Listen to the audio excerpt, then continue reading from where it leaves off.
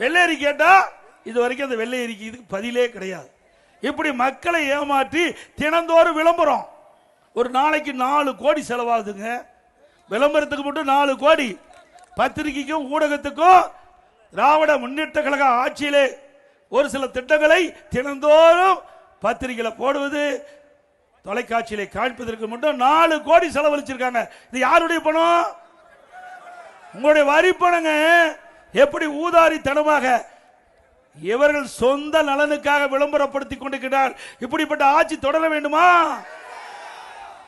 இதுதான். இப்படின்னா திரு கருணாநிதி அவர்கள் முதலமைச்சராக இருந்தார், அதுல எந்த மாற்று கருத்தும் கிடையாது. அவருக்கு அங்க மெரினா கடற்கரையில் நினைவு மன்றம் கட்டினார். ரைட், கட்ட வேண்டியதுதான், அதுல தப்பு இல்லை. ஆனா அவருக்கு எழுதாத பேனாவை நடுக்கடல கொண்டு வைக்கிறார். யாருடைய பணம்? உங்களுடைய வரி பணங்க. எழுதாத பேனாவை திரு கருணாநிதியுடைய நினைவிடத்திற்கு முன்னாலே ஒரு 2 கோடியில் வைங்கள, அதுக்கு 84 கோடி செலவழித்து போய் நடுக்கடல வைக்கிறாங்க. திரு கருணாநிதியுடைய குடும்பத்திற்கு 8000 கோடி டெஸ்ட் பணம் இருக்குது. 8000 கோடி இருக்குதுங்க. 1000 2000 8000 கோடி ட்ரஸ்ட்ல பணம் இருக்குது.